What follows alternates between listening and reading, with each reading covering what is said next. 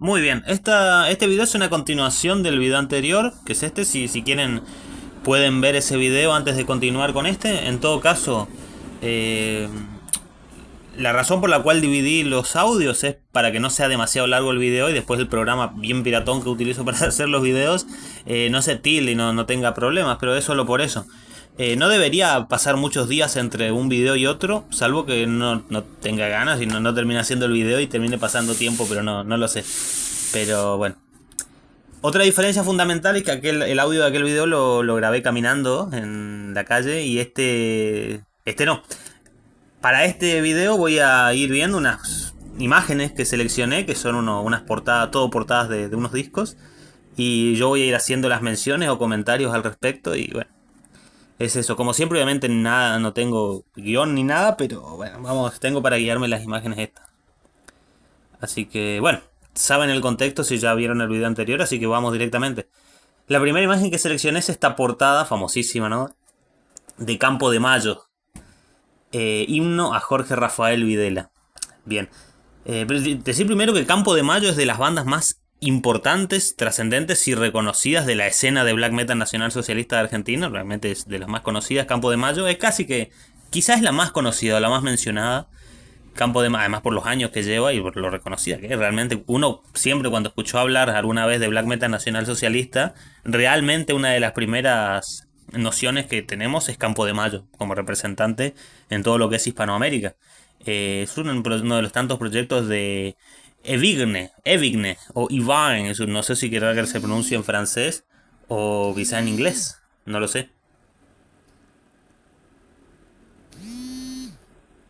El punto es que Ivain también está detrás de muchos proyectos de la escena de black metal nacional socialista de Argentina, como Argen Raza, Permafrost y bueno, otros que serán mencionados a lo largo del video, así que no voy a hacer la lista, pero puntualmente acá, bueno, hay una reivindicación absoluta. Ah, por cierto, el nombre Campo de Mayo hace referencia a una guarnición militar que todavía existe del ejército argentino, del cual, bueno, contexto quizá más amplio para los que no lo sepan. Videla, Jorge Rafael Videla, fue el presidente de facto del golpe del 74 en Argentina. Era comandante general, ¿no? Creo que es el título de las Fuerzas Armadas de Argentina, puesto ahí por Isabel Perón, curiosamente.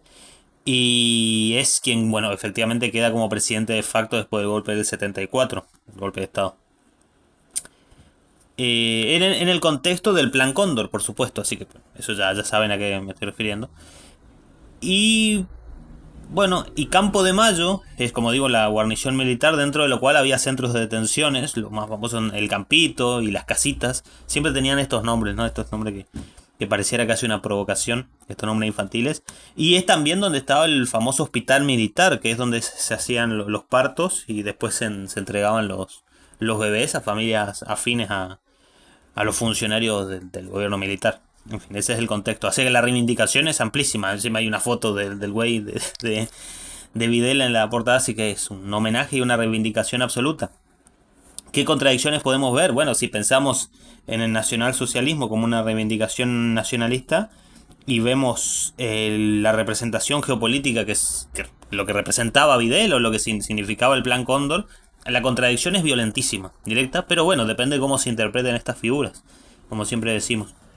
Pero ya es algo plenamente político, ¿se entiende? En este caso va a ser algo de una naturaleza plenamente política y de una reivindicación ideológica y geopolítica. Con contradicciones, a mi criterio, muy evidentes, pero bueno. Ulfnar, este es otro que seleccioné. Este es un proyecto que, si no mal recuerdo, también participó Evigne y Nabok, que son dos personajes muy prolíficos de la escena de black metal nacional socialista de Argentina. Y bueno, fíjense que acá ya vamos a otro lado. En esta portada aparece el lobo. El lobo aparece siempre, ustedes lo saben, cualquiera que, que tenga algo de historia en el metal sabe que el lobo es una de las figuras más mitificadas y que está presente siempre. Y hay bandas que lo utilizan muchísimo, lo ha utilizado muchísimo Catamenia, ha utilizado muchísimo Sonata Ártica a lo largo de su historia. Y se usa muchísimo. Bueno, Manegar, ni que hablar. Fenrir, etcétera. El lobo está muy presente. Quizá indirectamente por la cantidad de la gran presencia que tiene la mitología nórdica en el metal en general. Pero en fin, aparece el logo Essence of Superiority, o sea, la esencia de la superioridad, el paisaje de esta cuestión. Esta es una reivindicación de índole más mística, quizá, a diferencia de lo que acabamos de decir, pero todo va de la mano. Fíjese que son, de hecho, tienen varias personas, varios músicos en los proyectos en común.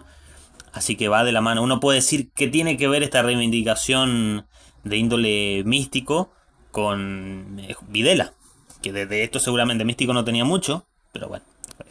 Justamente esas son las contradicciones y los matices que me interesa plantear acá. Y de hecho, a ver, muestra un lobo, que es un lobo gris, que no existe en Argentina.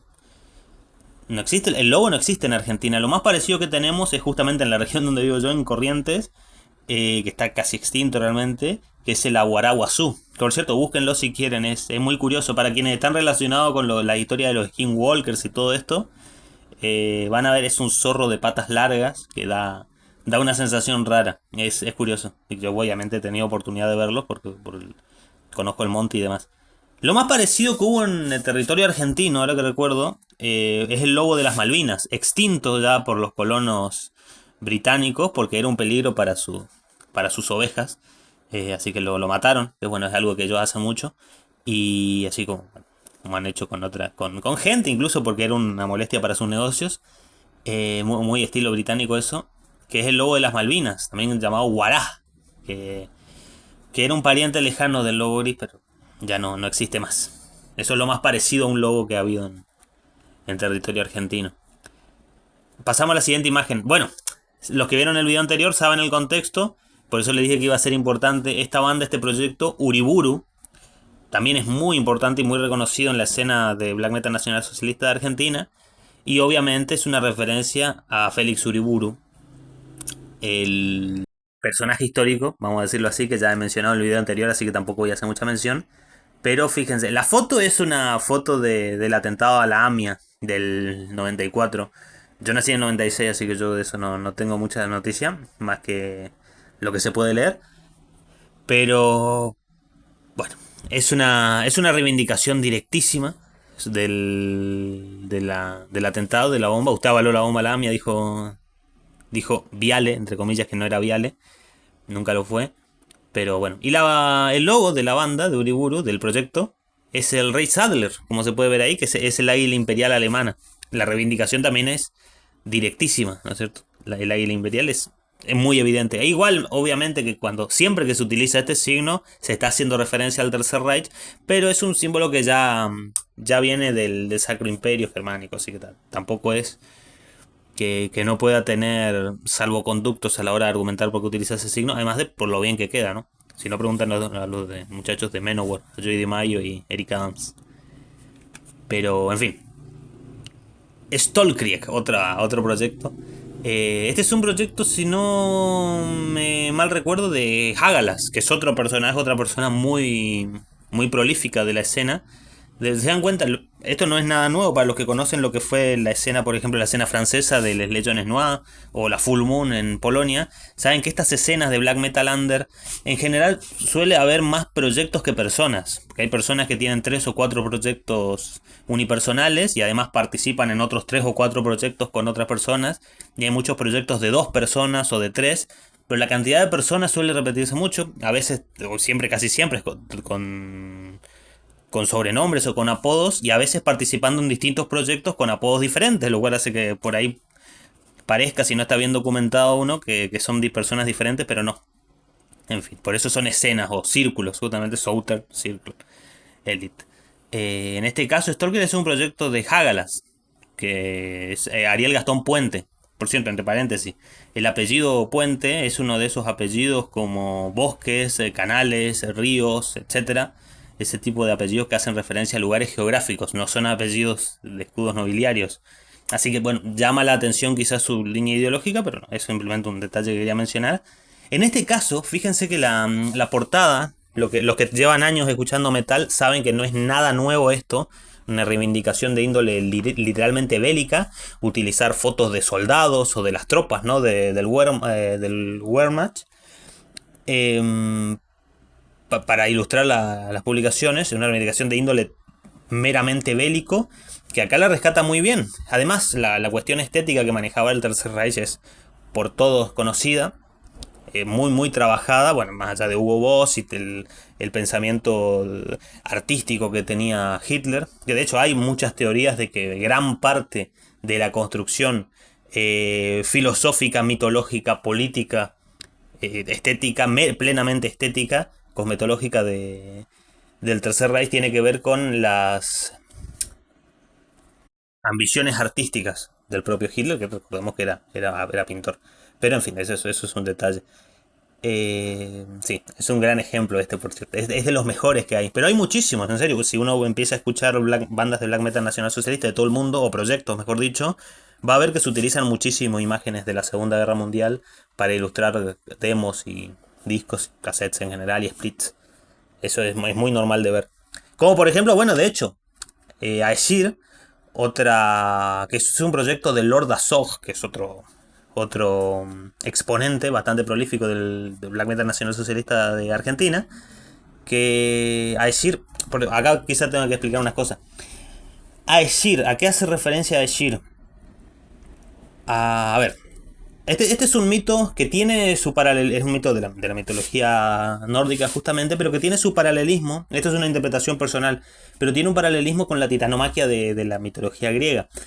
Pero hay una diferencia. Mientras que la pelea entre los olímpicos y los titanes, que culmina con el triunfo de los olímpicos, que es el triunfo de la razón, de lo antropomórfico por sobre las fuerzas naturales, es el triunfo de la razón, la era de los olímpicos es eso. Acá los Aesir pelean contra los Vanir. Los Aesir representan la guerra, el orden, el poder, y los Vanir representan la fertilidad, la magia. Al final, no es que un bando supera a otro, fíjense, esto es de una interpretación muy interesante, no es que un bando supera a otro, como si pasa en la mitología griega, donde la razón se impone sobre el caos, sino que se impone entonces un orden, en todo sentido, ¿no? Con todo el peso semántico que tiene la palabra, sino que acá los Aesir y los Vanir se unen en un solo panteón. ¿Por qué? Porque el poder, el orden y la guerra no van desconectados a la fertilidad, a la magia, a la hechicería y a todo eso. Van de la mano. Y ese es el significado final del mito de origen del panteón nórdico. Pues claro, pueden convivir.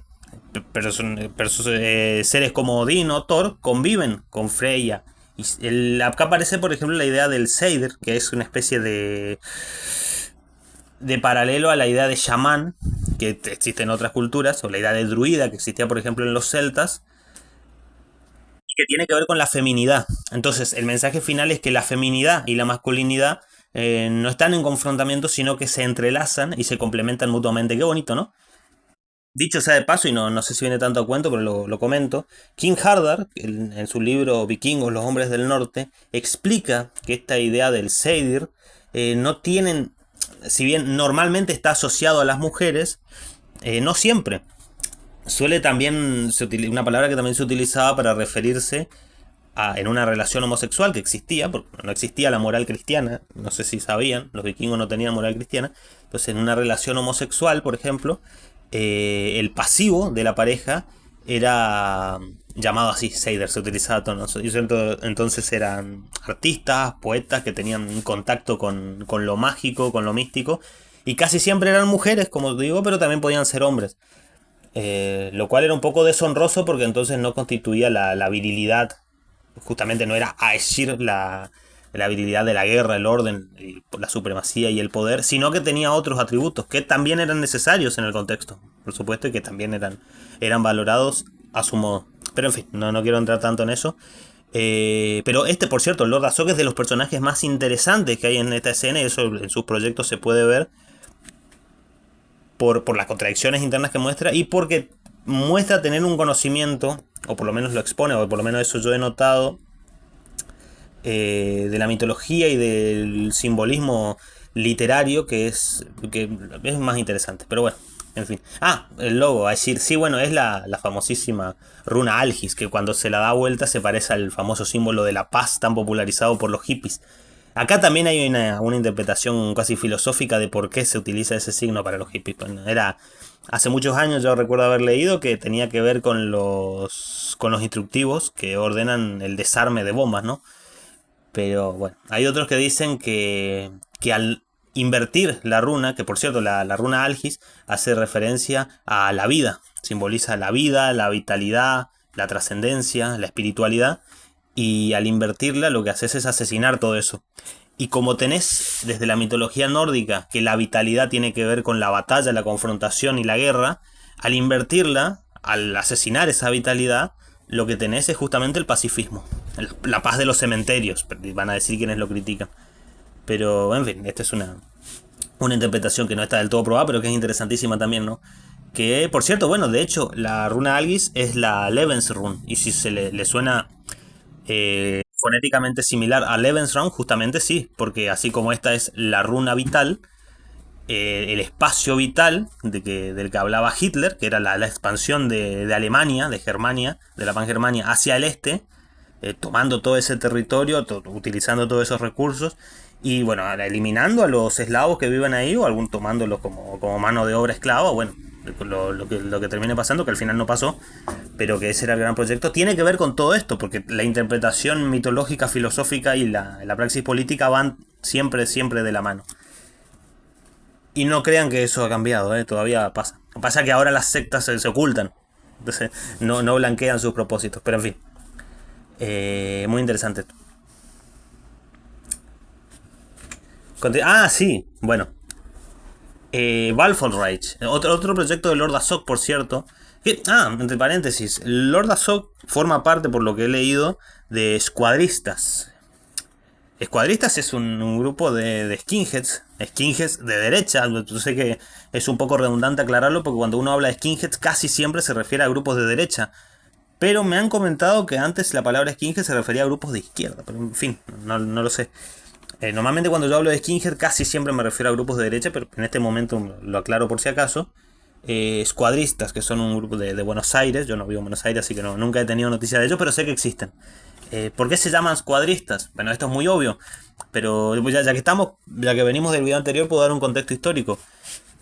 Escuadras, se hacían llamar los grupos de choque del protofascismo, lo que era la Faccia Italiani di Combattimento, que es grupos conformados por ex militares que habían participado, por ejemplo, en la Primera Guerra Mundial, bueno, agentes parapoliciales, desempleados que simplemente necesitaban trabajo, adolescentes que querían sacarse el odio que tenían, bueno, gente violenta en general, contratados, y bueno, también obviamente idealistas que creían en la causa, y eran grupos de choque, ¿no? Que andaban en la calle y peleaban con otros grupos que también eran de choque y chocaban, obvio.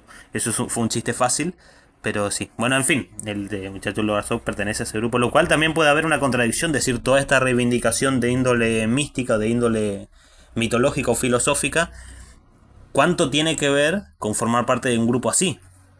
No lo sé, para mí es una contradicción fuerte, pero lo podemos debatir. Quizá no hay tal contradicción, quizá no. Pero bueno, vamos con otro. Bueno, fíjense, esta es muy interesante. Esta Rafnawut, por cierto, Rafnawut se llama el proyecto. Originalmente Rafnawut se escribe con una H al comienzo y significa Dios Cuervo, que hace referencia, bueno, obviamente era uno de los nombres con los cuales se conocía a Odín, que bueno, como todos saben, tenía sus dos cuervos, que eran el pensamiento y la memoria, que eran los que le susurraban las cosas al oído, ¿no? Y por eso él sabía todo, dice Odín.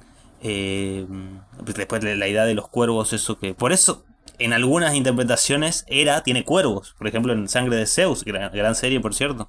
En realidad nunca estuvo relacionada con los cuervos, pero yo creo que la idea la sacaron de acá, porque justamente la sabiduría y el conocimiento era... Bueno, ahí hicieron una especie de nexo mitológico ahí, y quedó bastante bien, porque además los cuervos tienen una cuestión estética muy, muy interesante. Si no, pregúntenle a Itachi. Malas referencias. Pero, en fin, fíjense, acá nuevamente recurre a una imagen de archivo, de índole de una reivindicación bélica de la Segunda Guerra Mundial, del Tercer Reich. En este caso no es de la Wehrmacht, sino de las SS, que tenían otra estética, ¿no? Todavía más pulida. Porque Hugo Boss realmente era bueno. Fíjese, este demo se llama The Swastika ist calling. La esvástica está llamando. Bueno, este es muy claro, ¿no? Todo. Sí, por supuesto. Vamos con otro. Bueno, acá, fíjate, este también es un trabajo de Aesir. Por cierto, este es un recorte que hizo para el cassette. Pero la imagen es más amplia, la ilustración. Después la busco en color y la pongo en el video. Que es una reinterpretación del. Es una ilustración que exponen lo que fue el saqueo a Lindisfarne en el 793, que se conoce como el comienzo de la era vikinga, porque fue el primer saqueo a un templo cristiano que hicieron los vikingos. Que está ahí, de hecho, está todavía la. Creo que la. Creo que la localidad todavía hoy tiene ese nombre, tengo entendido. O solo el templo. La verdad no lo sé, no lo busqué.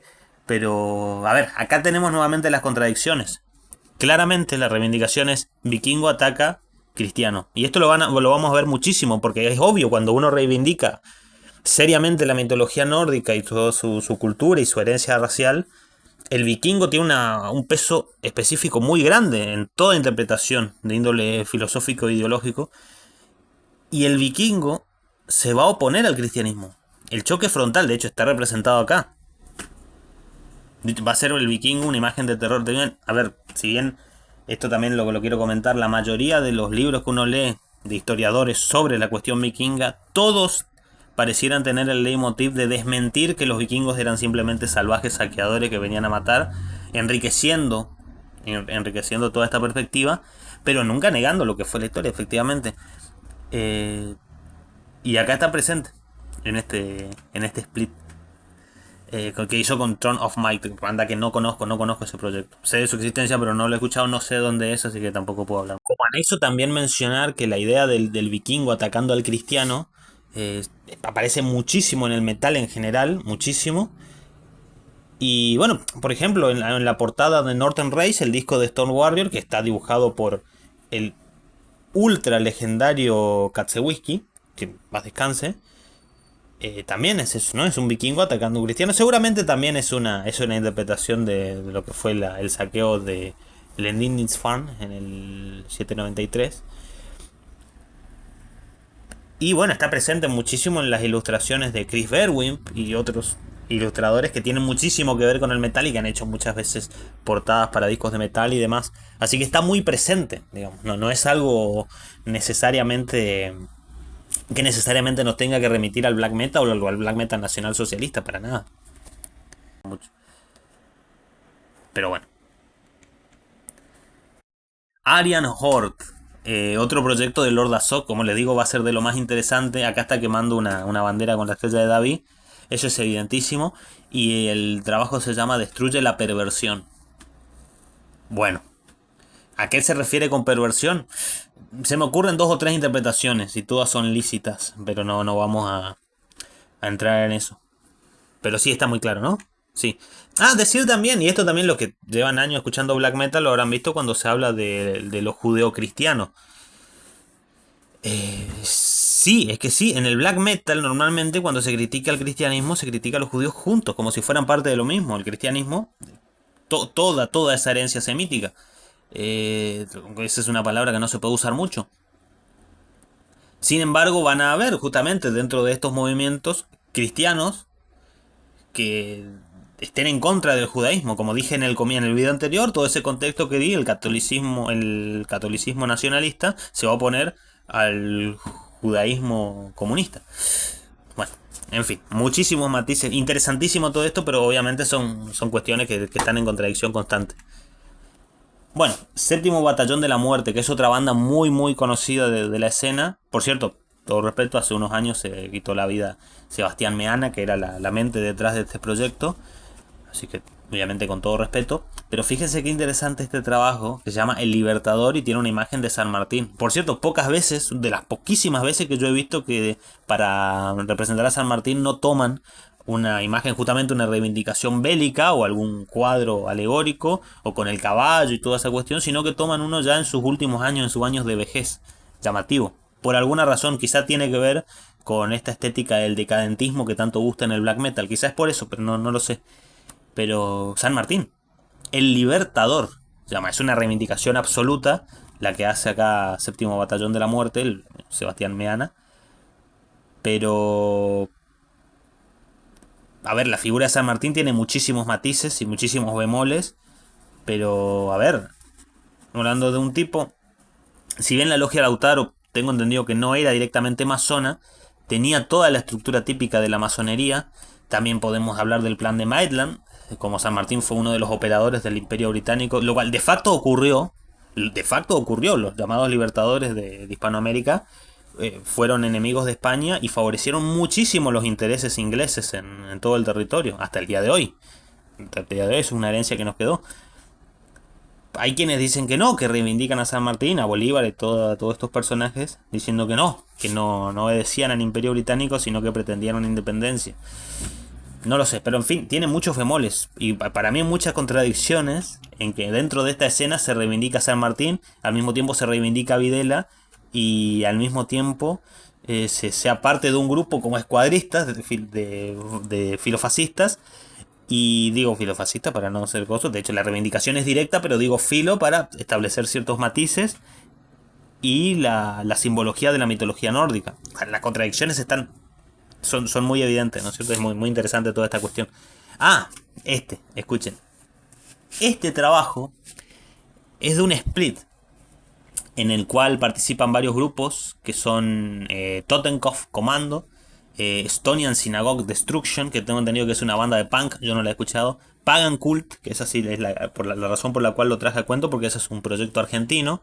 Y Grief Division, y creo que otra banda, que también es de punk, bueno, no recuerdo su nombre.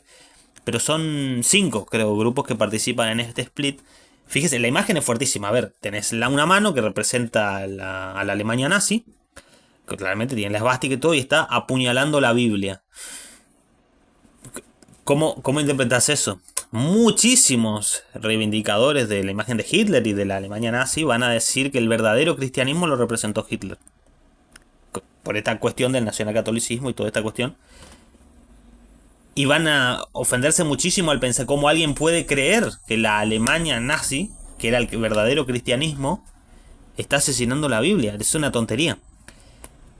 Pero, a ver, acá hay dos matices muy interesantes. La primera, ¿por qué estas bandas utilizan esta imagen en su split? Porque ellos coinciden. Ellos ven que Hitler, que la Alemania nazi, era el anticristianismo. Y como desde el black metal nace para ser anticristiano, a veces por reivindicaciones satanistas, no creyendo en la cuestión, pero por lo menos en una cuestión lúdica, reivindicaciones satanistas para criticar al cristianismo, o a veces por reivindicaciones de índole odinista, o a veces simplemente por una cuestión de reivindicación de los ancestros y la tierra y del dominio, ¿no es cierto? Y la colonización que significa el cristianismo en aquellas tierras. Bueno, en fin, vamos a ser siempre anticristianos. De eso se termina yendo de la mano con una reivindicación de índole racial y tradicionalista que hacía cuando hablaba de Europa y de la raza blanca y hacía tanta alegoría, como ya se ha dicho muchas veces en este canal, tanta alegoría a la mitología nórdica, para quienes les agrade, que se hizo en el Tercer Reich. Entonces, bueno, eso es nuestra fuerza y eso tiene que ser el anticristianismo. Además de la mala prensa que lo ha puesto como el anticristo absoluto, ¿no es cierto? Por las operaciones mediáticas y demás. Por cómo se han arbolado. Cosa con la que yo no puedo estar en desacuerdo, pero se han invisibilizado, por ejemplo, las atrocidades de otras figuras históricas. Pero en fin, no es el debate de hoy. Pero bueno, esa es la interpretación que claramente hicieron las bandas y por eso usaron esta imagen. Es decir, nosotros somos esto, nosotros somos el anticristianismo y nuestro símbolo apuñala a la Biblia, porque somos anticristianos, porque hacemos black metal, obviamente. Salvo la banda esta que creo que hace punk, pero es parte de lo mismo, seguramente parte del movimiento skinhead y demás. Pero ¿qué pasa? ¿Por qué existe esta imagen? El origen de esta imagen es de lo más interesante. Paso a comentar. Ocurre que, bueno, antes de dar el contexto específico, quizás tengo que dar un contexto histórico. En el 1941 ocurre el ataque a Pearl Harbor, famosísimo hito presente en la cultura popular, en películas, en videojuegos, en general, de Japón a Estados Unidos. Hasta ese punto, Estados Unidos no se había metido en la guerra, entre comillas, obviamente, porque había funcionarios y empresarios de Estados Unidos con intereses y con planes y con posiciones tomadas con respecto a la guerra, por supuesto. Se dice que la opinión mayoritaria estadounidense estaba en favor de del bando de Alemania, de las potencias del eje, pero en fin, no se había metido. ¿Qué pasa? En el 1941, por razones que podemos matizar, el famosísimo ataque a Pearl Harbor por parte de Japón hace que Estados Unidos de lleno se meta en la guerra. Hay algunas interpretaciones que dicen que Estados Unidos ya estaba en la guerra, solamente que estaba disimulado, y no, y que Roosevelt ya tenía bando tomado y ya estaba actuando y dando préstamos y demás, viendo que le convenía, que intereses, a que satisfacía más sus intereses, obviamente que sí, pero con el ataque a Pearl Harbor en el 41 directamente entra de lleno y va a ser el gran contendiente de Japón. Recordemos, ahí tenemos batallas legendarias como Midway, que no tiene nada que ver con la empresa que creó Mortal Kombat, la batalla de Midway, que es una de las batallas navales más importantes mencionadas, y la batalla de Saipan, es decir, porque no solamente fueron batallas navales, sino batallas en tierra, por ejemplo, la isla de Saipan. Dicho sea de paso, en ese momento la isla de Saipan era parte del imperio japonés, hoy es una isla controlada por Estados Unidos. ¡Ja! Sigan creyendo que lo que te hace rico es el libre mercado, ¿no? En fin. Saipan, por cierto, donde hubo suicidios masivos posterior a cuando fue inminente la victoria del bando estadounidense, muchos civiles se suicidaron, cosa que tiene que ver con lo que era la cultura japonesa de ese entonces. Y, hombre, los japoneses dan para hablar, ¿eh? No voy a entrar en eso porque los japoneses, por favor. Esto alimenta más la hipótesis de que el anime fue una estrategia para lavarle la imagen a la historia de Japón. Pero en fin. El imperio japonés. Bueno, eso fue en el 1941. Recordemos que en el 1945 caen las dos bombas, la de Hiroshima y Nagasaki, plutonio y uranio, respectivamente, utilizados para crear las bombas, que no eran bombas de fisión, no eran bombas de hidrógeno, no eran bombas H, sino bombas atómicas. Pero, y ahí termina la guerra, porque ya obviamente el imperio japonés se rinde y se termina. Pero entre el ataque a Pearl Harbor y las bombas, pasan unos años donde se dan todas estas batallas que mencioné, pero para empezar con todo lo que hay que hacer, propaganda. Estados Unidos acaba de entrar ya abiertamente a la guerra y los bonos de defensa que se venían vendiendo se convierten en bonos de guerra, cambian la nomenclatura y aparece una asociación que se forma justamente un año después, en el 1942. De hecho, creo que el ataque a Pearl Harbor, si no me equivoco, corríjanme en los comentarios si alguien quiere, fue en diciembre. Así que en diciembre del 41. Pero ya en el 42 se forma algo que se llamó Artistas por la Victoria.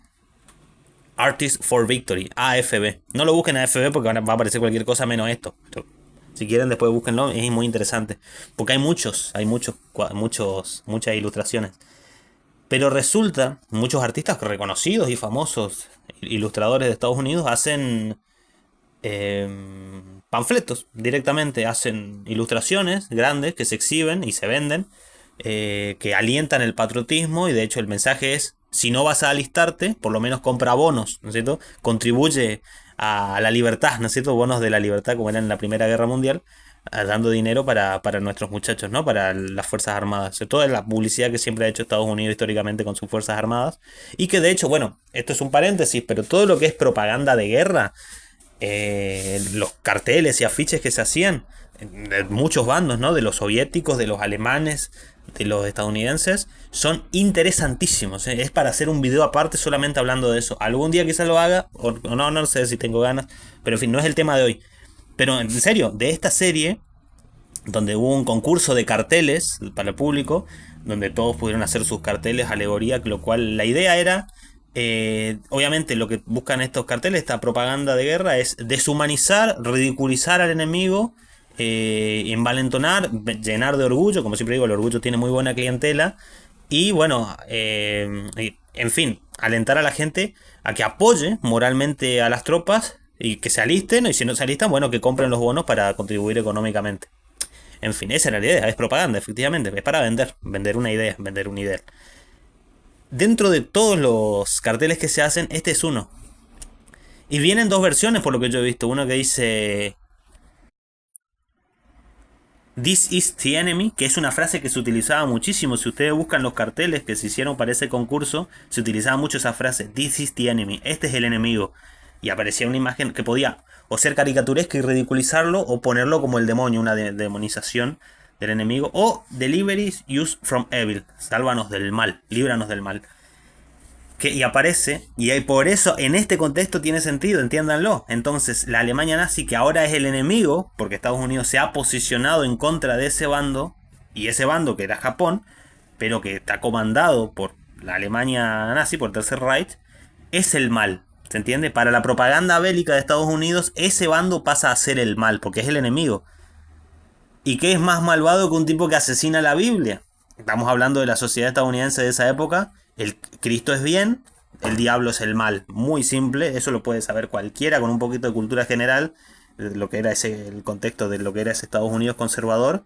Dios bueno, diablo malo. En fin. Cosa que no era extraña en ese momento en ningún país, ¿no es cierto? Pero entonces que este es el enemigo y ¿qué hace? Apuñala a la Biblia. ¿Sí? Uno puede decir, claro, si uno lo piensa 2 segundos, dice, a mí se me hace que hay muchos cristianos en Alemania, pero bueno, era propaganda de guerra. No hay que buscarle esa lógica. Entonces, en el contexto tiene sentido, claro, es propaganda de guerra. ¿Qué mejor manera? Y esto lo sabe Bolsonaro hace poco, de hecho, como lo comento como dato de color, cuando dijo que Lula hizo un pacto con el diablo. Y tuvo que salir el otro a decir, no, yo no, ¿eh? Te juro que no, salía a desmentir eso. Bueno, pero es lo mismo. Es como, fíjense, este tipo asesina la Biblia, es el mal. Esto es el enemigo. Después hay una donde se burlan de los japoneses, hay otra donde aparece Hitler ridiculizado. Hay muchísimos carteles de ese contexto. No voy a ponerme a hablar de ellos, pero si quieren búsquenlos, son muy interesantes. Pero ese es el origen de la imagen. Por eso aparece un soldado nazi apuñalando la Biblia, apuñalando a Cristo, apuñalando al bien, porque ellos son el mal, son el demonio, porque esto es propaganda. El tema es que esa imagen la toman estos muchachos y dicen, sí soy, ¿no? Y claro, les encanta. ¿Cómo no van a amar apuñalar la Biblia si son blackers? Claro, por supuesto. Es interesantísimo, pero bueno, así se utiliza la imagen y ese es el origen de la imagen. Está buenísimo. Está buenísimo. Y bueno, esa propaganda de guerra fue del 42 y todo termina en el 45 con las bombas, ¿no es cierto? Obviamente que toda esta deshumanización y ridiculización hace que la gente termine estando en parte, obviamente que esa es la idea, que estén a favor de las tropas, a favor de la guerra y apoyen, y termina estando a favor de las bombas. Pero bueno, no voy a entrar en eso. No voy a entrar en eso porque es un debate muy escabroso. Porque cuando uno sabe lo que fue Japón, lo que hizo Japón en China, bueno, en fin. Uno puede decir que los civiles no tenían la culpa. Vamos a debatirlo después. Otro que seleccioné. Eagle Nest, que es otro proyecto de Lord Azog. En este proyecto, si no mal recuerdo, participa Ares. ¿Quién es Ares? Bueno, después voy a comentar a Ares, que es otro personaje también, otra persona bastante prolífica de la escena. Pero, en fin. Eagle Nest, obviamente, que significa nido del águila. ¿Saben lo que es el nido del águila? El nido del águila era el refugio secreto donde Hitler se reunía con sus altos comandantes y con algún invitado de honor. Y estaba al pie de los Alpes, ¿no? Tenía una vista maravillosa y tenía toda esa cuestión simbólica. Que vuelvo y repito, eso muchos dicen que tiene todo este tipo de decisiones que parecieran ser estéticas o esotéricas, tienen que ver con la visión artística que tenía el propio Hitler. Pero en fin, a ver, yo sé que hay gente que interpreta la historia de otra manera y cree que personalizar en una figura, en un hombre, es un poco sesgado y es un poco infantil. Pero para mí son importantes las individualidades, pero en fin, no importa, es un debate muy amplio. Lo cual no quita lo que dije en el video anterior, en el audio anterior, mejor dicho, de que Hitler no inventó demasiado. Muchas de las ideas con las que trabajaba ya preexistían, como ya he dicho antes. Así que no voy a entrar en eso. Pero bueno, el nido del águila, que es a lo que hace referencia el nombre de este proyecto, Eagle Nest. El nido del águila a mí siempre me sonó muy similar a lo que era la dacha de Kutsevo, de Stalin, que también era un lugar secreto, especial, donde él se reunía con altos mandos y bueno, era donde él pasaba el tiempo a veces y bueno, en fin. Personajes de la historia. En fin, fíjense, y acá vamos a entrar ya en lo esotérico de cabeza. Esta ilustración, que tengo entendido que estas ilustraciones las hace el propio Lord Azog. Fíjense la cantidad de simbología que aparece. Aparece el obelisco, aparecen las montañas, aparece el Sonnengar, este es lo que después se va a conocer como el Sol Negro, pero es un Sonnengar que está presente en la mitología nórdica desde siempre y que se ha convertido con el pasar del tiempo en un símbolo del neonazismo. ¿Por qué? Por muchísimas cosas de las que ya hemos hablado, por esta reinterpretación de la mitología desde sus propios parámetros ideológicos, que por cierto mucha gente, como ya he dicho muchas veces, mucha gente dentro del catolicismo conservador critica el uso de esos símbolos porque para ellos no simbolizan los verdaderos valores del nacionalsocialismo. Pero en fin, debate interno de ellos. Pero entonces aparece el cuervo, aparece la espada, aparece la runa Algis, aparece un vikingo, un tuerto, puede ser Odín, con esta, a ver, con esta cuestión que, como dije, entre esotéricos y católicos, hay mucho de esoterismo acá. Aparecen los ovnis nazis. ¿Conocen eso de las naves espaciales nazis? ¿No es cierto? Que a mí siempre me llamó la atención que por qué no lo usaron en la guerra. Pero sí es verdad que tenían tecnología muy avanzada, que no necesariamente para la guerra, pero sí. De hecho, bueno, muchos saben que los científicos nazis que terminaron trabajando para Estados Unidos son los que al final le terminan dando esa ventaja final a Estados Unidos por sobre la Unión Soviética en la carrera espacial, porque estaba muy adelantada. Pero en fin, fíjense la cantidad de simbología que se da cita en este dibujo, que va a haber más, ¿eh? Pero esto es puro esoterismo.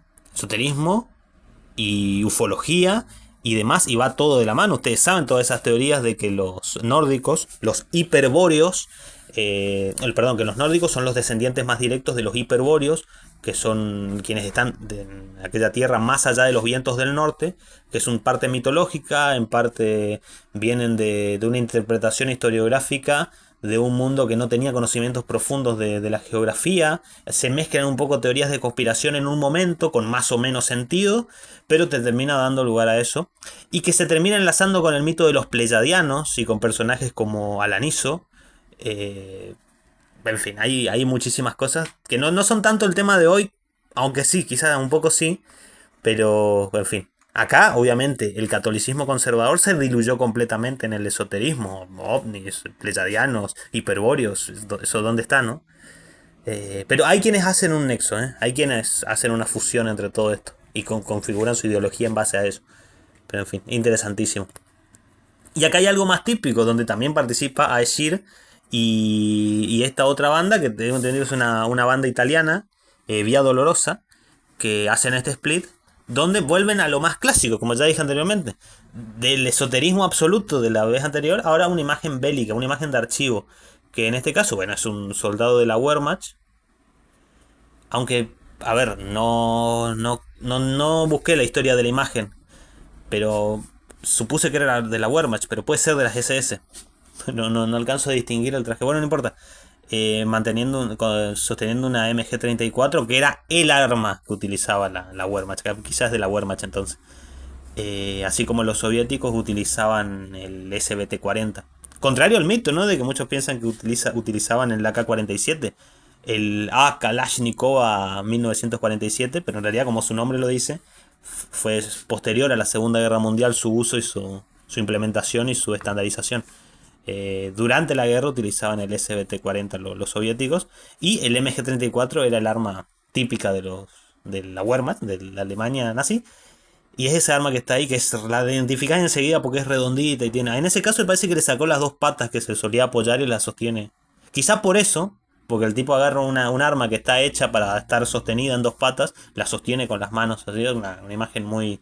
Es una gran foto realmente, y quizá por eso la seleccionaron. Pero bueno, como digo, fotos de reivindicación bélica, fotos de archivo, también muy comunes en el género. Y estas bandas son así, te pueden hacer una reivindicación mitológica, una reivindicación súper esotérica, súper volada, y después ponerte una imagen de archivo directamente de la Segunda Guerra Mundial, y todo va enlazado. Y todo va enlazado, no tienen ningún problema en enlazar todas estas cuestiones, que son contradictorias. Y ahí está lo fascinante. Esta es interesantísima, por eso la elegí. Bueno, Vrildom. Vrildom es una banda también, un proyecto muy nombrado, muy encumbrado de la escena del Black Metal Nacional Socialista de Argentina. Pero la razón por la cual elegí esta imagen es porque tiene todo un contexto interesante que, bueno, voy a explicar ahora. Bueno, primero lo primero. Vrildom es una banda, un proyecto muy particular. ¿Por qué muy particular? Porque no es tan particular. Esta frase parece una tontería, pero que se me entienda. Esta banda, este proyecto tiene 3 discos. Discos de larga duración, con buen sonido. Ojo, son muy profesionales. Suena muy bien realmente. Este es su primer disco. Pero bueno, por cierto, uno de los miembros de esta banda es Ares, quien había mencionado antes, que es Sebastián Torsisi. Sebastián Torsisi, si ustedes lo buscan, se van a encontrar con que estuvo involucrado. Perdón, no estuvo involucrado. Por lo que estuve leyendo, él no tuvo nada que ver, pero habrá estado. Y yo no entiendo que eso le puede pasar a cualquiera realmente, andar por grupos de Telegram y que algún loquillo ande por ahí. Bueno, tuvo algo. Al parecer lo citaron por la cuestión del intento de asesinato a Cristina Fernández de Kirchner. Para quienes no son de Argentina, la ex presidente y ex vicepresidente y vicepresidenta en ese momento del intento de asesinato, que algunos dicen que fue falso. No sé, no voy a entrar en ese tema. No porque no me interese, ustedes saben que estoy para cualquier cosa, pero no viene a cuento hoy y se va mucho tiempo. Pero lo quiero mencionar por si alguno lo ve por ahí mencionado, tiene que ver con eso, pero él no. Por lo que yo sé, no tuvo nada que ver. Pero como andaba en la movida, lo llamaron a declarar. En fin, molestando gente. Vamos a hablar de esto. Brildon. Primero que nada, el logo de la banda que aparece en la portada. Está el eclipse, ¿no es cierto? Está el eclipse ahí. ¿Creíste que no lo iba a ver? Sí, lo vi. Obviamente, la referencia más obvia es a Skoll y a Hansi. Los hijos de Fenrir, que son lobos que persiguen respectivamente a la luna y el sol y que los devoran en los eclipses, y que se cuenta que, terminado el Fimbulwinter, el gran invierno, van a cumplir su cometido de comerse al sol y la luna, poniendo el mundo en un eclipse permanente y trayendo la oscuridad eterna cuando comenzará el Ragnarok. Así que la importancia que tiene el eclipse que ellos ponen ahí es enorme. Pero vamos a la... Mire, yo la imagen esta no conozco la foto, pero creo que es el Perito Moreno y que allá a lo lejos se ven los Andes patagónicos. Estoy casi seguro. No lo sé, quizá me estoy equivocando y es de otro lugar, pero creo que la foto, si bien está en blanco y negro, creo que es del glaciar Perito Moreno de Argentina. Por si no lo saben, el glaciar o el conjunto de glaciares, el cuerpo de hielo más grande del mundo, fuera del círculo polar, y a lo lejos se ven los Andes patagónicos. Los Andes fueguinos, creo que. Pero bueno, ¿qué pasa? El disco se llama Terra Australis Ignota. ¿Qué es eso? Miren, les comento. Ustedes saben que yo mencioné a Hiperbórea en otros videos ya anteriormente y en este mismo video. Hiperbórea es un continente mitológico que está más allá de los vientos del norte y que es la tierra de nacimiento de la raza aria, ¿cierto? Y todos los blancos somos, eh, en teoría, herederos de Hiperbórea, ¿no es cierto? Existe otra, que es mucho menos conocida y mucho menos nombrada, y que de hecho, vamos a decirlo, hay muchos ideólogos de la idea de Hiperbórea y de la herencia de los hiperbóreos y la superioridad nórdica y los supremacistas y todo esto, que siempre miran al norte, siempre miran a Hiperbórea. Por eso es que la Tierra Australis Ignota es muchísimo menos mencionada, pero también existe, tiene su fundamentación mitológica, por supuesto, y es como un paralelismo, tiene sus diferencias, pero es como la Hiperbórea, la Tierra más allá de los vientos del norte, pero en el sur. ¿Se entiende? Y eso por eso está tan presente en ciertos círculos que son bastante pequeños, bastante chicos, pero ciertos círculos esotéricos en Argentina la mencionan y hablan de ella. Y yo creo que por eso es la foto del Perito Moreno y de los Andes patagónicos. La importancia que tiene, ni que hablar, a ver, Argentina, y por eso le importa tanto a Inglaterra, es una cuestión de recursos, es una cuestión de lugar geoestratégico, es una cuestión geopolítica, el control de Malvinas de Estados Unidos, que ahora puso una base militar ahí, lo cual para algunos significó soberanía para Argentina. Yo no sé qué película están viendo, pero significa todo eso. Pero también hay una cuestión espiritual. No porque yo creo, ustedes saben que yo soy ateo, pero los que manejan el poder lo creen y actúan en base a eso. Como siempre digo, hay sectas ahí. Así que bueno, hay que entenderlas, aunque uno no... Bueno. Resulta que esta reivindicación y la razón por la cual quieren tener control de lo que es la Patagonia y lo que es la Antártida Argentina tiene fundamento mitológico de diversas índoles, y una es esta, hablar de la Terra Australis Ignota. Y la Patagonia va enlazada a eso. Y Malvinas también.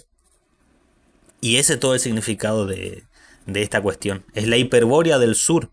Y por eso en Argentina, en ciertos círculos específicos y esotéricos de Argentina, y un círculo dentro del círculo, porque la mayoría mira al norte, como digo, mira Hiperbórea, pero hay otro círculo que mira al sur y no piensa en la Hiperbórea, sino que piensa en la Terra Australis. En la Terra Australis ignota. Es maravillosa, es de las mejores. De hecho, la existencia de esto es una de las razones por las cuales quería hacer este video, para explicar estas cuestiones. Pasamos a otro. Oh, este también de Aesir, también lo elegí. Bien, nuevamente el esoterismo viene. Esta es hermosa. Lástima que no la encontré en buena calidad, se ve medio borroso, pero vemos el Dakar viniendo del norte. Vemos el sol a lo lejos. Vemos el cuervo, que siempre que veo el cuervo pienso en Odín, pero no sé si es literal. Vemos obviamente el logo de Aesir con la runa Algis. Y vemos los ovnis nuevamente. Toda esta cuestión esotérica se cierra en un solo gran concepto que engloba todas estas partes que he estado mencionando, donde no se ve a Cristo por ningún lado. Es el único que queda por afuera. Pero todo el resto se engloba perfecto. Es maravilloso, es divertidísimo realmente, es muy buena. Bien, también seleccioné este split. Realmente, tengo que decirlo, yo a las otras 3 bandas, yo no las escuché. Sé que existe este split donde participó AAA, que ahora voy a hablar de AAA, que nos trae otro matiz a la escena de black metal nacional socialista argentina, porque es diferente, es otra línea. Fíjense, ya vamos a hablar de eso. Pero quiero mencionar la existencia de este split por varias cosas. Primero, las contradicciones evidentes que hace la Cruz de Malta. Y abajo se ve esa ilustración que parece un hombre lobo. Claramente es una reivindicación del werewolf. Explico qué es el werewolf. Los werewolf, que también es el apodo del líder y único miembro de la hiper recontra remil legendaria banda Satanic Warmaster. Satanic Warmaster son palabras mayores en el black metal, para quien no lo sepa. Es una de las bandas que... ¿Quieres saber lo que es black metal? Escúchalo a este señor. Werewolf es el apodo. Hace referencia justamente a esto. Las werewolf, o los hombres lobos justamente, eran una... Aparece el lobo, ¿no? Nuevamente. Eran unas guerrillas que atacaban y sembraban el caos y el miedo durante la Segunda Guerra Mundial, por supuesto. No eran parte de la Wehrmacht, no eran un ejército organizado, no eran un ejército regular, esa es la palabra que no me salía, pero eran idealistas y una guerrilla de asalto que apoyaba obviamente en los ideales del Tercer Reich. Es una de esas cosas que solamente se puede dar en estos contextos. Claramente su reivindicación ideológica era de carácter esotérico y era de carácter tradicionalista, no fascista clásico en términos... No tenía nada que ver con el cristianismo. Pero son una de las grandes alas de lo que se dio en la Segunda Guerra Mundial, que era una batalla fantástica. Pero en la imagen se ve que está batallando un hombre lobo, justamente, era un werewolf, simboliza a estos combatientes. Arriba se ven cruzadas la máscara de gas, el cráneo y la cruz de Malta. La cruz de los caballeros de Malta. Vieron que hay muchas contradicciones, eso es increíble. Pero bueno, aparecen los 4 logos de las 4 bandas participantes en los costados. Uno de ellos AAA. Y atención al nombre. Ibero Vinlandic Thunder se llama el split. ¿Por qué? Miren, de estas bandas, 2 de ellas son de España, una es de Portugal y AAA es de Argentina. Pero fíjense lo importante que es las palabras que utilizan. No son hispanos, americanos, son Ibero Vinlandic. ¿Por qué? Bueno, primero lo más obvio. ¿Por qué la banda que representa a América, en este caso a Argentina, AAA, elige que se la denomine como Vinlandic, haciendo referencia a Vinlandia, y no a América? Claro, no le van a dar mérito a Américo Vespucio. Mejor Vinlandia, que es la nomenclatura con la cual lo llamaron los vikingos cuando llegaron a la Terra Nova, que es ese lugar que está en Canadá. No vamos a debatir en este momento, si en otro, si llegaron a otros lugares de América. Pero el nombre con el cual se sabe que los vikingos llamaron a América fue Vinlandia. Entonces, no se llama American, sino que le llama Vinlandic. Eso está clarísimo. Después, los otros, que los portugueses y españoles, ¿por qué le llaman Ibero y no Hispanic? Uno puede decir que cuando dice Hispanic se está refiriendo solamente a España y quedaría por fuera Portugal. Cosa que es falsa, porque en realidad la nomenclatura, Hispania, tierra de conejos, es un nombre del latín que se refirió a toda la península, obviamente que estaba incluido lo que hoy es Portugal, el Portocale, que durante mucho tiempo estuvo bajo la misma corona y que fue parte, de hecho era Lusitania en el reino visigodo, pero en fin, no vamos a entrar en eso ahora. Pero eligen llamarle ibero y no hispano, porque claro, ibero es una nomenclatura que viene de Grecia y Hispania es una nomenclatura que viene de Roma. Obviamente tienen muchos problemas con Roma.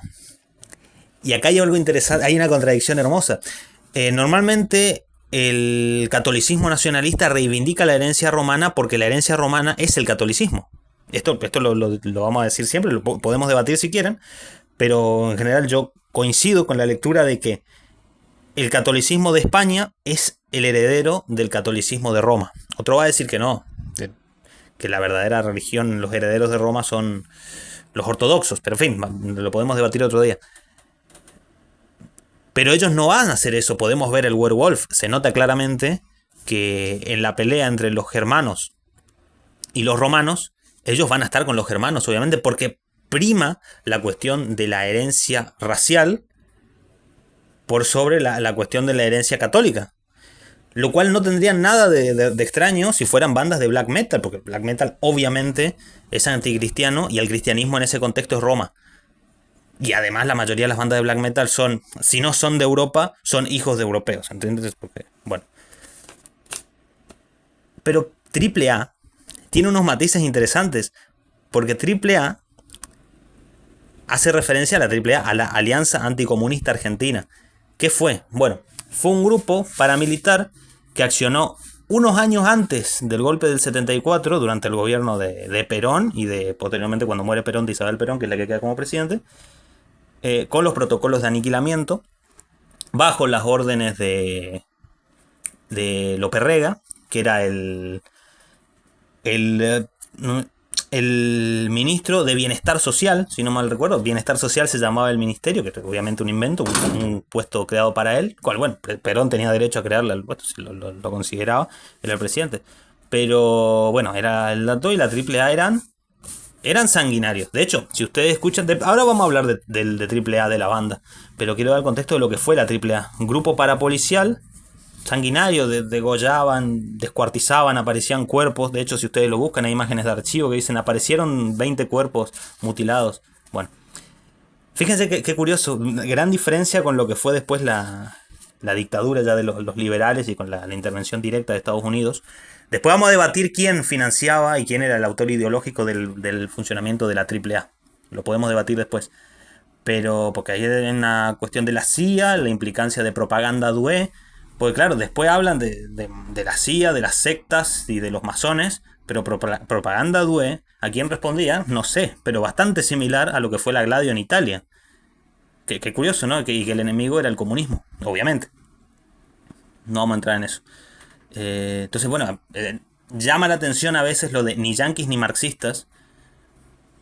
¿Seguro que ni yanquis? Fíjate quién maneja eso. Bueno, no sé, lo podemos debatir después. Debate historiográfico, siempre interesante. Pero bueno, es curioso que la AAA, reivindicación directa de Perón y del catolicismo nacionalista, aparezca acá negándose a llamarle América y a llamarle Hispania, y que aparezca el werewolf. Son ideales totalmente contrarios a lo que es el catolicismo nacional. Pero bueno, todas estas contradicciones que estoy mencionando son los que le dan los matices que hacen que todo esto sea tan interesante. La siguiente que seleccioné justamente acá está. Este disco, creo que... Estoy en duda, pero creo que es el único disco o trabajo demo, digámosle, de AAA. El Escarmiento. Las letras están en español, por cierto, lo cual lo hace más interesante por si quieren escucharlo. El Escarmiento. Bueno, vamos a analizar. Bueno, primero el logo. Está en la AAA. Está clarísimo el logo, ni siquiera vamos a... Alianza Anticomunista Argentina.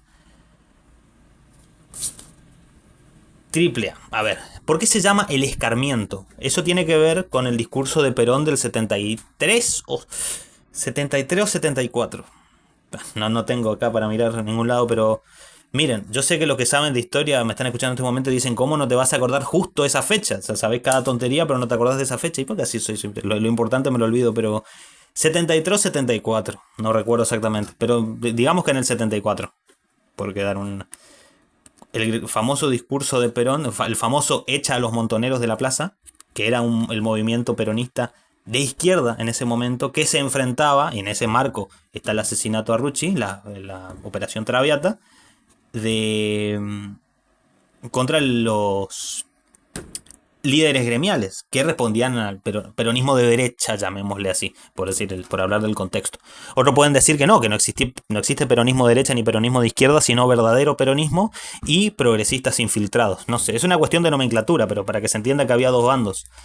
Y Perón claramente toma bando por los líderes gremiales y habla de hacer tronar el escarmiento de aquellos compañeros que han luchado y han visto asesinados a sus compañeros, a sus líderes, perdón, creo que dicen, no recuerdo exactamente el discurso. Hay gente que se lo sabe de memoria. Qué loco. Y dice, sin que se haya visto tronar el escarmiento, cosa que él también había visto había dicho antes, ¿no? De que cuando los pueblos se hartan hacen tronar el escarmiento. Y el escarmiento, entonces es una palabra que se relaciona mucho con sus discursos y por eso es la palabra que utilizan los chicos de AAA. Además de esta imagen, que era una de las tantas pintadas que dejaba la AAA en su accionar, ellos rompían y mutilaban. La AAA era sanguinaria, ¿eh? Los asesinatos no eran clandestinos, no eran desapariciones como lo hacía las Fuerzas Armadas del 74, sino que el cuerpo quedaba ahí, totalmente mutilado, porque la idea era, claro, la idea era sembrar el terror, y eso es un mecanismo para hacerlo. Como lo hacen los narcos, por ejemplo. También tienen ese mecanismo. Pero en fin, no vamos a hablar de eso. Y fíjense las pintadas que dejaban escritas. En el video anterior yo mencioné a Tacuara, que también dejaban pintadas parecidas y repartían panfletos similares, pero esto era otra cosa. Esto mutilaron mucho. Dice, entre paréntesis, mutilaban combatientes de montoneros o del ERP. La mayoría de las veces los que eran asesinados eran simpatizantes o militantes de esos grupos de izquierda, algunos inscritos dentro de las filas del peronismo, pero que consideraban disidentes. Casi nunca eso pasaba, pues sí pasaba obviamente, pero casi nunca eso pasaba, según tengo entendido, con combatientes, con el brazo armado de estos movimientos, sino con militantes estudiantiles o demás. Porque la idea era esa, sembrar el terror, justamente. Entonces no van a ir a enfrentar al brazo armado, ¿no? Se mutila militantes y ahí estamos. Bueno, dice, zurdos hijos de puta, zurdos putos. Bueno, dejan escrito eso. Para que se entienda de qué estamos hablando. Que esto era la AAA. De que respondía directamente a López Rega, que era la mano derecha de Perón. Posteriormente, bueno, Isabel firma los protocolos de aniquilamiento. Y bueno, para quien no lo sepa, entonces que todo esto empieza antes del golpe del 74. De hecho, y esto que acabo de decir es un argumento que de hecho usan muchos apologistas del golpe del 74, diciendo que el país era un caos. Entre el ERP, Montoneros, la AAA y todo ese quilombo, vino a poner orden. Y en parte uno les puede dar la razón. Después obviamente hay cosas muy exageradas, llamando héroes auténticos HDP, bueno, y hablando de terrorismo cuando no era terrorismo y no tenían el alcance. Obviamente que esto tiene que ver con geopolítica, pero había muchas exageraciones del poder, del alcance y de la influencia geopolítica de muchos grupos que no era lo que era. Pero en fin, para dar contexto. En el tema que venía a tratar yo, esto nos da un matiz nuevo. Fíjense que la AAA, la reivindicación acá del peronismo, de hecho los centuriones de Villar, que era el funcionario, el comisario que había designado López Rega, los centuriones eran un grupo de estos muchachos que eran los que comandaban la AAA. Hay una canción en este disco que se llama Centuriones, que habla de siempre atentos para un comunista vigilar y demás. Las letras están en español por si la quieren ver. Y habla de tronar el escarmiento y toda esta cuestión y los comunistas y demás. Y uno dirá, ¿y esto cómo se enlaza o cómo se empalma con las otras bandas que hemos estado viendo? Vieron que suma un nuevo matiz ideológico, a eso quería llegar. Pero bueno, tema interesantísimo, ese amplio para un video propio. Pero bueno, continuemos. Legión Noir. Legión Noire. Mira, anticristianismo puro. Sí, literalmente. Esta imagen que estamos viendo de la cruz invertida se ha visto tanto en el black metal que ya casi que estamos a esta altura, después de tantos años y tanto haber visto esta imagen, estamos totalmente insensibilizados. Pero hay gente, todavía existe, a la que esto le impacta. Raro. Arian Horde. Bueno. Arian Horde. que ya lo habíamos visto anteriormente en esa portada de Destruye la perversión, donde quema una bandera con la cruz de David. Y eso es otro proyecto de Lord Azog, por cierto. Y fíjense acá, volvemos a esto que había dicho. Es la reivindicación del Tercer Reich y de la imagen de Hitler y todo ese imaginario, pero interpretado desde la mitología nórdica y desde el esoterismo, y no desde el cristianismo. Y de hecho, desde un anticristianismo violentísimo y muy fuerte, porque somos blackers. No nos olvidamos que esto es black metal. Y entonces decimos que son, y fíjese la imagen que elige, nuevamente recurre a una imagen de archivo, pero esta vez directamente aparece Hitler, que tampoco es raro, de hecho aparece en muchas portadas de black metal nacional socialista de todo el mundo, aparece una imagen de Hitler. Hitler y Rudolf Hess, quien fue el que se cuenta, que escribió fue el que escribió, dictado por Hitler, las primeras páginas del Mein Kampf. Enemigos de Jehová. Bueno, claro, vamos a interpretar entonces desde tomando como referencia, como digo, la mitología nórdica y el esoterismo, y la cuestión de raza y la cuestión de sangre y la cuestión de herencia ancestral precristiana, y desde nuestro anticristianismo vamos a interpretar la figura de Hitler y Rudolf Hess y toda la movida desde el anticristianismo, y vamos a decir que son enemigos de Jehová, porque son enemigos del semitismo, son enemigos de Dios. Es un matiz tremendamente interesante. War Chants for Ragnarok. Bueno, cantos de guerra para el Ragnarok. Y aparece la imagen que encima es curiosísima, porque es una imagen que tengo entendido es de la bomba de Hiroshima. O de Nagasaki, no lo sé, pero es una de esas dos bombas. Y yo no entiendo qué vinieron a reivindicar. Vinieron a reivindicar el ataque a Japón, justamente al Japón imperial, que era aliado de la Alemania nazi, no lo sé. Pero quizás simplemente quisieron poner una imagen destructiva, y bueno, qué más destructivo que la bomba nuclear. Pueden haber puesto la bomba del zar, pero esa hubiera sido más, es más antipática desde su ideología. Panzerher y Aesir son los que participan en este split, que eligieron esta imagen. Sí, la puse porque me pareció súper curioso.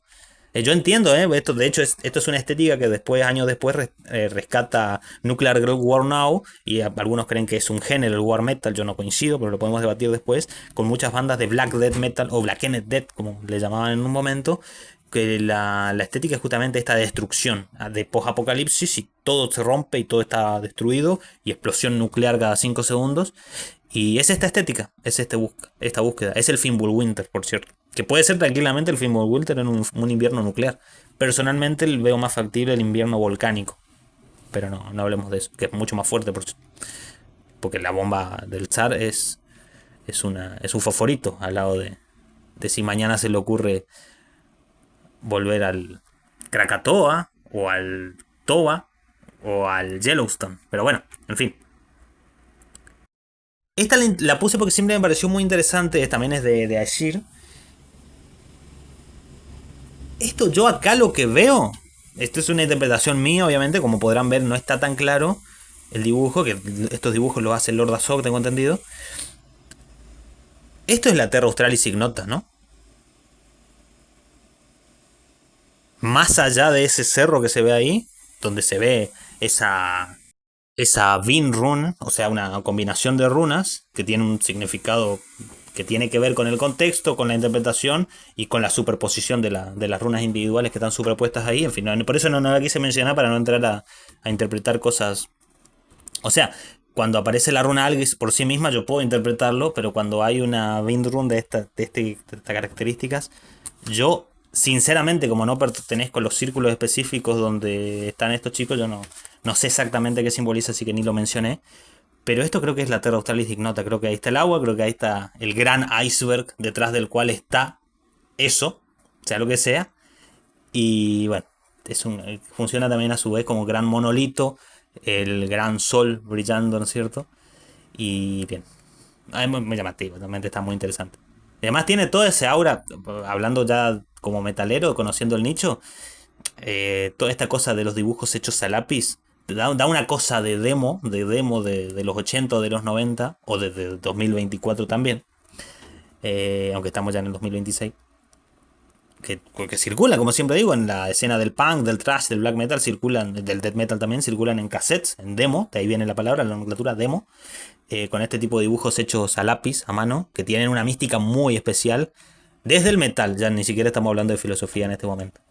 Así que sí. Ah, bueno, y esta es la imagen que yo elegí para cerrar de Legion Noire, que lo había mencionado antes, que son claramente, como se vio en el cassette que mostré anteriormente, claramente anticristiano, acá con un logo que me gusta mucho más, con el Sonnengar atrás y todo, que está mucho mejor que el otro logo, por cierto, que simplemente es la letra, la típica letra gótica que aparece en cualquier programa, pero este está muy bien.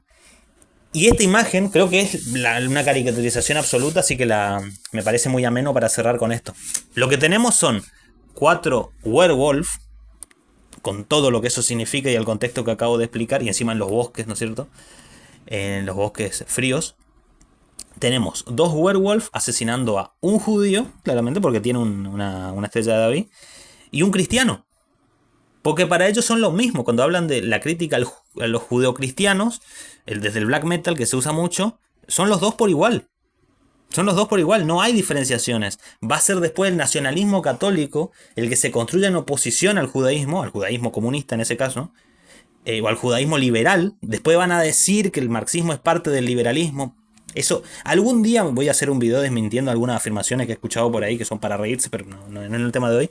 Y aparecen estos dos, como digo, estos dos werewolf asesinando al cristiano y al judío. Y con esa ropa que parece de Saiyajin. Y el escudo donde aparecen los werewolf, las hachas cruzadas. Las hachas son muy vikingas, así que ni preguntar por qué. El cráneo que les encanta.